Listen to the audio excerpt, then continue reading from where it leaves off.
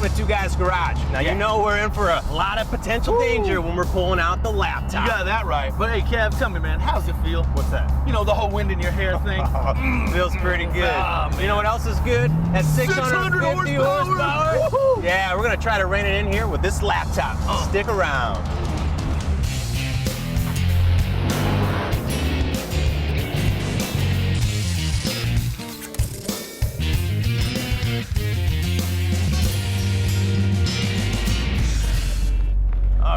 Man, that's called fun work right there. Yeah, bro. All right, you got your laptop? Yeah. All right. Okay. All right, guys, check it out. We got on loan from our buddy Ray. Yeah. 650 plus horsepower at the tire. Man, modern day horsepower is amazing. You drive around 650 plus at the tires, AC or the top down, 20 plus miles a gallon. It's awesome. Yeah, well, this car is pretty cool because it's got already the wide body with the big tires, the big brakes, the killer suspension. It's got all four corners covered and what's smack dab in the middle. Yeah, it seems pretty docile until you get your foot in it and you really feel those powers plant you back in the seat. That's because we got some twins hanging underneath it. We got a methanol injection kit, all kinds of goodies on it. That's right. Now, what we're doing is a lot of this work just got done. Ray brought it in with a base tune in it. It's pretty safe. But our job today is to walk you through a little bit, and give Ray back a fully tuned Corvette, making a gob of power, nice and safe, totally drivable. All right. Well, I don't know why we're waiting here, man. Let's get it inside, get it up on the lift, start getting after it. That's right. All right, swing down here to the cool zone. Yeah. This is where a lot of those cool parts are that make this ride have all that horsepower. Yeah, when we say cool parts, we're talking twin turbos. Now let's take a look at these. Kev, you wouldn't believe the amount of plumbing that goes into making a turbo work, especially when you look at the longevity of it. Well, you got two in of them. and outs. Yeah, 8 in and outs on each side, okay? So let's take a look at it. You got the hot air and the cold air side, right? But here you have a coolant line. So you need to cool that heat off. You have one coolant in and a coolant out. And up top, if you can barely see it, you have an oil feed. It's gonna drop oil on that big bearing, that shaft in here. And then it's gonna froth up because that turbo is running, what, 125,000 RPMs? Yeah, depending on the size of the turbo, it can go up 150,000 RPM. So you can imagine, just like on the engine, you spill oil on those rotating components, it's gonna froth up. Well, you're spinning the heck out of that turbine, that center shaft, so that oil becomes thick and frothy and it barely wants to move. Yeah, and unlike top-mounted turbos, it doesn't give a way for it to leach back into the motor. So now we have to use a scavenge system, right? Yep. So this line here is going to take this electric pump and it's going to pull that frothy mixture back into this pump, condense it, and then shove it back into the motor. Yeah, because otherwise you're going to back up that froth up into that rear seal, and you can burn it out the back, so you end up just burning a bunch of oil. So we've got to get it out of there. Right. Now, what's also cool is you can see the compressor out. It's feeding up through here. Yep. This is feeding up both sides. We've got twin intercoolers up here, and those intercoolers wide together. Yep. Shoot right into that throttle. Kind of cool. And then take a look at this. This is the impressor segment, okay? If you're sitting at a stoplight, you got a hot rod beside it, and you want to impress your girl in the seat, open these buddies up, okay? Now what this is just a dump. It gives you open exhaust, gives you that sort of mean growl when you're sitting at a light out of nowhere. Well, what's nice is you don't have to get under there and remove a plate. Yeah. You just hit the button, and all of a sudden you go from purring to rumbling. Nothing like intimidating the guy in the next lane over when he thought he was just cruising up to some stock ride, Yeah, stock Corvette. Yeah, well, speaking of, this thing is not stock anymore. We've made a lot of changes, and that's going to change fundamentally what's going on inside the engine, and also, what's going on with the PCM, trying to keep up with all that, trying to retune it. So we're going to take a break, but when we come back, we're going to get real heavy into what's going on inside the engine and then how we're going to correct it. This segment of Two Guys Garage is brought to you by Condon Skelly Collector Vehicle Insurance. Condon Skelly, we insure your fun. Hey, welcome back. We've got our 06 Bad Mama Jamma Twin Turbo Corvette. Now, serious bad mamma jamma. We're talking 600 plus horsepower at the rear tires. Now, when you think about that, that requires a lot of work up in here, a lot of that, prevention of detonation that we always talk about, the catastrophic engine killer. So Byrd is gonna get his nerd on and show you guys a little bit about ignition and timing. That's right. Now step into my office. We're gonna look inside the cylinder. So if we look at our piston, we've got our cylinder. If we were to put a pressure sensor in there and monitor what's happening during that whole combustion event, you know, we can look here, we've got crank angle, and we're looking at the pressure. So somewhere down here at bottom dead center, you're gonna squeeze that air and fuel up, right? And then if I don't ignite, if I just keep rotating the crank, I'm gonna undo that and end up right kind of where I started. So that's without burning the fuel. Now, fuel doesn't just instantaneously ignite and just create a violent event. It actually takes a little bit of time. So we've got to get some spark advance in that engine, get that little kernel started, grow that flame, let it get, you know, full frontal, and you know, start that big process. But in relative terms, it's kind of, it's a gradual, even though it happens really fast. So somewhere out here, I'm going to ignite that sucker, and I'm going to let it start to, you know, burn, but it's going to build pressure. So I'm actually pushing, and I'm working against that pressure I'm building, but if I let it keep burning, I get this big rise, and as my piston drops, you know, my pressures are kind of dropping with it, but I'm extracting all this work. And all of this is what gets to the tire. I have got a little bit of work to go into it, but I get a lot more out of it. Now, unfortunately, you know, we've got knock limits. Now, somewhere up here, depending on, you know, the pressure and temperature, we've got an area, this no-go zone, you know, called knock.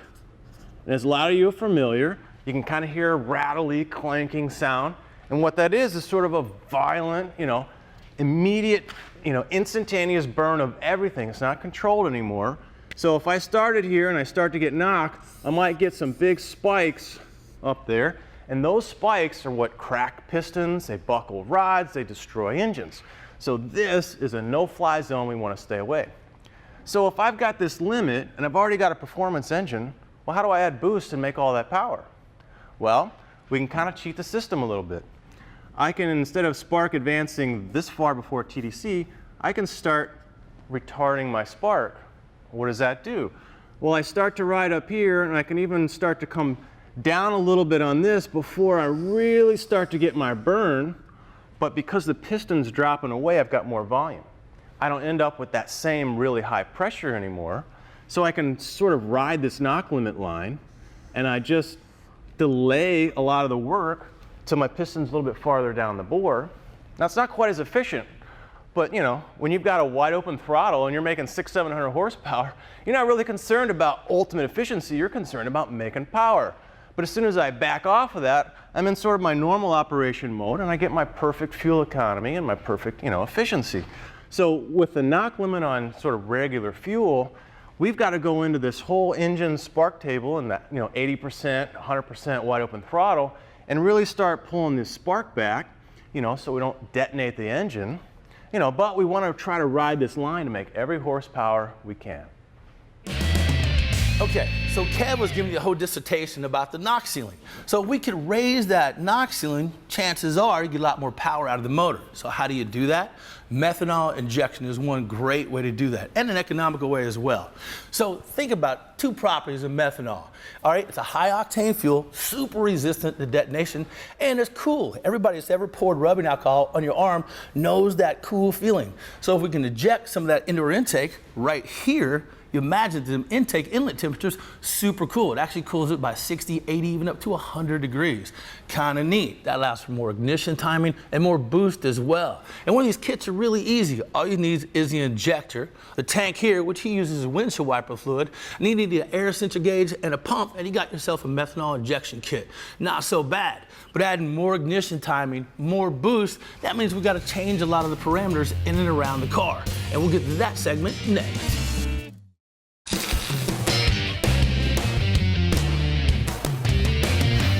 Hey, welcome back. We've got our twin turbo Corvette here making big time power, over 600 horsepower to the wheels, and we're walking you through what's going on inside the engine, but we're working our way out to the controls and the tuning. But before we do that, one of the things we want to make sure you do, we've upsized our injector. So we went from a 28-pound to a 60-pound injector.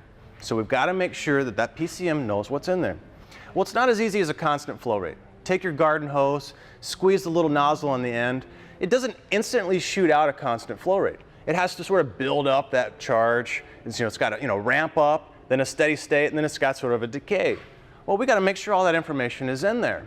Now here's sort of a a chart we've gotten from Calibrated Success, a great resource for picking up a lot of injector information and tuning information. So here's the characteristic curve.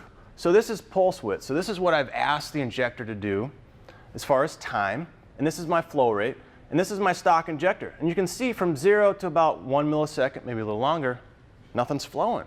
Well, it takes a little time to charge the coil in that injector, get that needle to move, get the flow to the fuel to flow. Well, you can see it's also got sort of a knee in the curve. So this shape is really important for the computer to know, because once it does, it's going to be able to make sure that it dials in for very short pulse widths, because you're not always flowing somewhere out in here for a long period of time. It's constantly shutting on and off.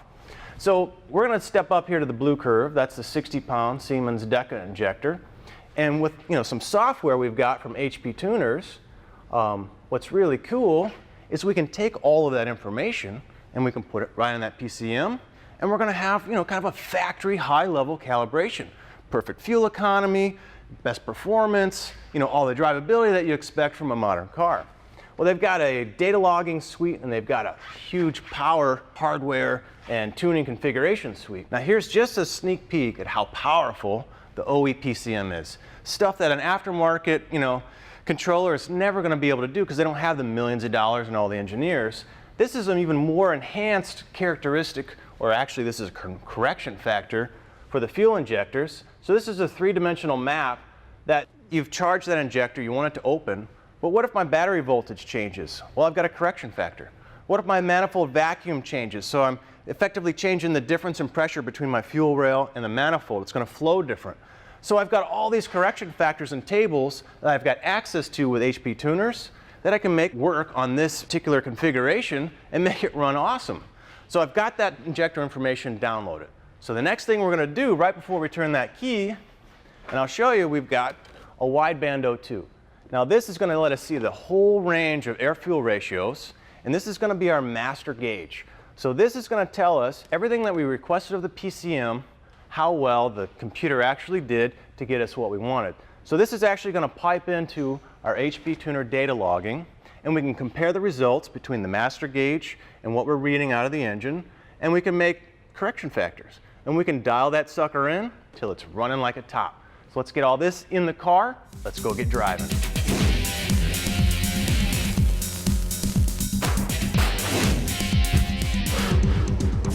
Today we're going to take a look at the evolution of coils with these Delphi coils. Now, if you remember back in the 1900s, you had a distributor and a single coil that would distribute power throughout the entire engine, right? Problem with that is those points, those contacts would erode and wear out, and you get bad flow. If you ever seen an old timer's toolbox at the racetrack, you might see them with a fingernail file in there where you used to file down those points and then have to set the dwell and so forth. Plus you have all those moving parts, rotor buttons and so forth. So you take a leap in advancement, you get to the cassette coil. Now this was a pretty good idea because you no longer had to mechanically adjust your ignition timing. Not bad, but the problem with these coils were that if one went bad, you had to replace the entire cassette. Then we jump forward to the plug top coil. Now this made spark and spark timing a lot easier because you can do it on a per cylinder basis. Also, eliminate a spark plug wire. So pretty good advancement here, but the latest and greatest in coils is the pencil coil. Now this is the same type of stuff you're gonna see on F1 cars, 15, 16,000 RPMs. So it's got a ton of spark.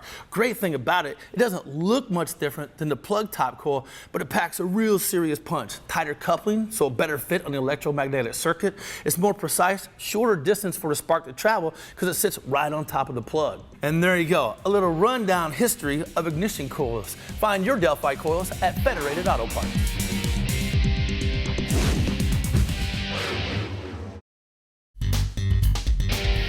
This segment of Two Guys Garage is brought to you by CheapCycleParts.com, your online source for motorcycle and ATV parts and gear. Easy to use, easy to save.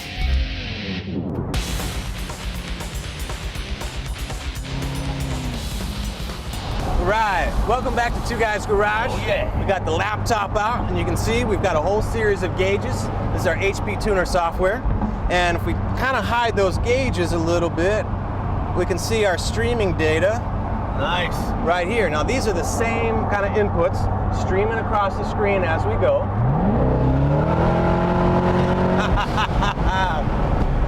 what's cool is we can data log this stuff, go back to the shop, pull over to the side of the road, and kind of compare what the engine's doing versus what we want it to do. Okay. All right. Now the first step before we go change in air fuel and spark is to dial that MAF sensor in. Whew. Yeah. Right? So remember we told you we've got that wideband O2 sensor. It's tapped in to exhaust. It's also tapped in here in parallel, so we're reading our master gauge and what the computer thinks it's doing. Now with a few more watt pulls saved on our data log, we can compare the two air-fuel ratios, the real one versus what the computer's thinking. Then we can dial that MAF sensor in till it's spot on. Now the computer, it's easy. The computer knows how much air is in, and now we can tell it what to do. So we got some good data here. We're gonna find a good spot to pull over. We're gonna check things out, make some corrections. You know, as good a place as any to pull over is the gas station. Amen, right? All right, so here's our data that we've collected. It's stopped, but I can move forward and backwards. And this looks like a bunch of EKG readings. It looks kind of confusing, but these lines correspond to these values over here. So here's, for example, my commanded air fuel. This is what the computer, well, we asked the computer to do. Right. But this is what it's actually doing relative to that master gauge of the wideband O2. It actually and you tells can see you the percent you're off. Right. Kind of cool. Yep. So this white line up here is wide open throttle. Got out of it a little bit, got back into it. But at wide open throttle, you can see these percentages that were off. Right here. Well, what's cool is we can go right back in. This is our vol-F curve. This is that MAF sensor curve that we talked about. And it's off, and here's the values. We can take those percentages that we saw on our data log. We can change them, these numbers, by those same percentages and dial that MAF sensor curve right in. So when we go back to our data log, right, that air-fuel ratio commanded is going to be the same air-fuel ratio that we would read with a master gauge or any other gauge that's right on the money, which is cool. All right, now the other thing you'll notice, we got our wide open throttle line here, but if we look, you know, as we're hitting right in this range, we've got spark retard. So that's knock, pulling spark out. So I tipped in here, it's pulling 1.2 degrees out, but as you get closer, you'll see that go up 4.6 because you see a knock right here. So we can dial that spark table in.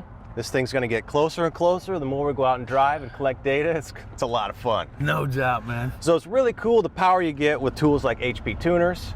You can see what's going on in that engine, so you're not scared to hurt something. All the data's right there for you. Then to go back in and dial it in just right. Well, I think it's time for us to put some more laps on it, man. That's right. Need more data. Data logging. That's right. Good thing we got a full tank of gas. Yeah, and a new set of tires. Yeah. But you know what? After a little more data logging, we better go back and hit the shop. We'll see you there. For more information about anything you've seen on today's show, check out speed.com or visit TwoGuysGarage.com.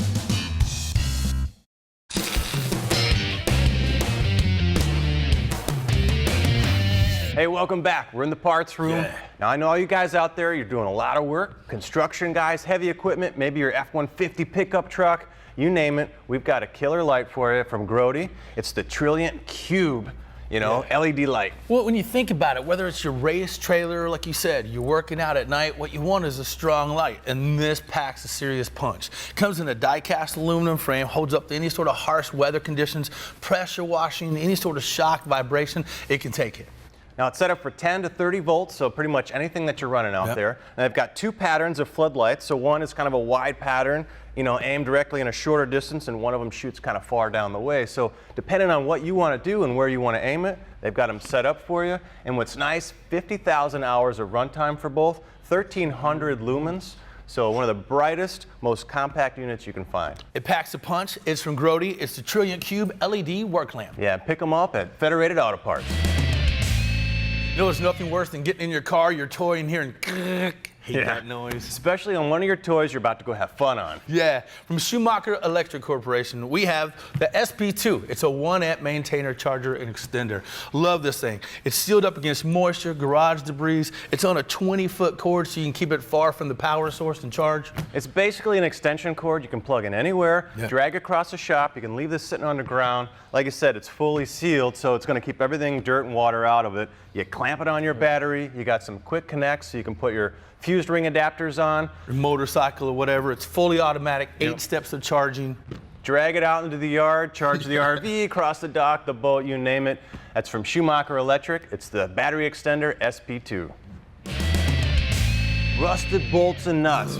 The nightmare for anyone working on anything that's got some age to it. Yeah, you know the drill. You use vice grips, you use the torch, you heat it up, strip it out. Banging on it with a hammer, trying to shake it loose. Yeah. Well, insteps are saver. Lock tight, freeze and release. Really simple how this works. It uses thermal contraction, right? So it's going to hit that negative 45 degrees, cause little micro cracks in that rust, and that's when the penetration, the lubricant sort of wicks in there. Yeah, it's basically shocking it, making everything shrink down. Like you said, it just cracks some of that protective layer of the rust. Then you can get that good juju in there, you know, that lubricant in there to just do its magic. Let it sit for a minute, you know, break the rust up internally. Then you can come over there and pop that sucker off. Yeah, gotta love it. Lock tight, freeze, and release.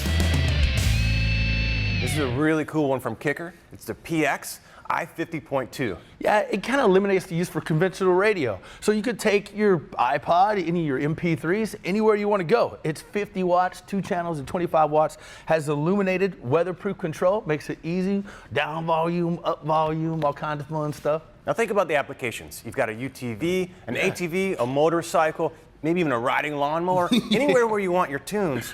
This guy right here, because of its unique circuitry, doesn't build up a lot of heat. You could throw this in the saddlebag of your motorcycle and it won't get too hot. So all right, you got your iPod, right? You hook it into here, it connects into there. Next thing you know, you've got 50 watts, jamming your stereo anywhere you want to be, all weatherproof, right? So you can put it on all your toys. And because the buttons are real big, right, you can have your riding gloves on, you can still control all your songs and your volume.